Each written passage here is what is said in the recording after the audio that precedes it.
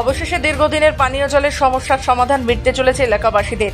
মঙ্গলবার শিলিগুড়ি 27 নম্বর ওয়ার্ডের 5 নম্বর ওয়ার্ডে পাম্পিং স্টেশনগুলো ঘুরে দেখেন পৌর নিগমের মেয়র গৌতম দেব, মেয়র পরিষদ দুলাল দত্ত, কাউন্সিলর বড় চেয়ারম্যান সহ দপ্তরের আধিকারিকেরা বিভিন্ন স্থান পরিদর্শন করেন। একই সাথে 27 নম্বর ওয়ার্ডের জোস নামক স্কুলের ঠিক পেছনে অবস্থিত পাম্পিং স্টেশন ঘুরে দেখার পাশাপাশি এই এলাকার বাসিন্দাদের সঙ্গে তাদের সমস্যার কথা বললেন তিনি। এই অঞ্চলের রাস্তা প্রস্তুতিকরণের জন্য জ্যোৎস্নাময়ী স্কুলের কিছুটা জমি দেওয়ার জন্য ধন্যবাদ জানান মেয়র। এই প্রসঙ্গে মেয়র গৌতম দেব জানান, এই রাস্তার চওড়া হলে গাড়ি ও অ্যাম্বুলেন্স ঢুকতে পারবে।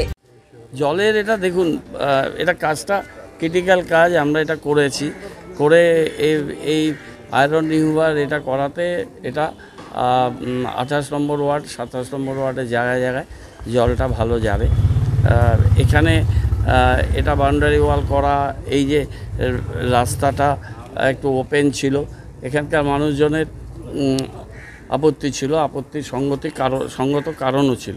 এখন আমরা প্রাইমারি কাউন্সিলের সাথে কথা বলেছি, আমরা 1.5 মিটার আরও জায়গা জ্যোৎস্নাময়ী স্কুল খুব কৃতজ্ঞতার সাথে ওদের ঋণ শোধ করছি, আমরা বোর্ড টোডও লাগিয়ে দেবো। 1.5 মিটার জায়গা আমরা ওদের থেকে পারমিশন নিয়ে এই রাস্তাটা অল্টারনেটিভ রাস্তা, এর পোলগুলোকে শিফটিং, লেফট সাইডের ড্রেনটাকে ঠিক করে দেওয়া, এই রাস্তাটা করে দিচ্ছে। এই রাস্তাটা করে দেওয়াতে কি হবে, অল্টারনেটিভ রোডটা এটা হয়ে গেল। আর এখানে আয়রন রিভারে কম্প্রেসারের সাউন্ড বেশি আছে, আর বাকি সাউন্ডটা অনেক কম, কিন্তু আমার কানে ওই সাউন্ডটাও একটু বেশি মনে হলো। আমি পেয়েছি, ইঞ্জিনিয়াররা এসছেন, ওদের বলেছি এটা ট্রায়াল রান চলছে, আগামী 7 দিনের মধ্যে সাউন্ডটা একদম মিনিমাম টু মিনিমাম জায়গাতে ওরা নিয়ে আসবে। আমি আজকে দেখে গেলাম, আজকে হচ্ছে কত তারিখ, 14 তারিখ, আমি 21 অথবা 22 তারিখে আবার আসবো, আবার এসে ওনাদের নিয়ে এটা পানীয় জলের সমস্যা নিয়ে এলাকাবাসীরা মেয়রকে জানিয়েছে, পাম্প চলার সময় অনেক জোরে আওয়াজ হয়, যার জেরে পরিবারে অসুস্থ ব্যক্তির শারীরিক কষ্টের মধ্যে পড়তে হয়।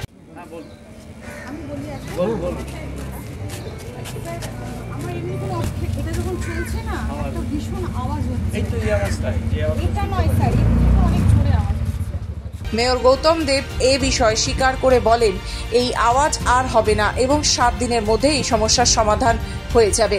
উত্তরবঙ্গ থেকে নিজস্ব প্রতিনিধি রিপোর্ট, খবর বাংলা।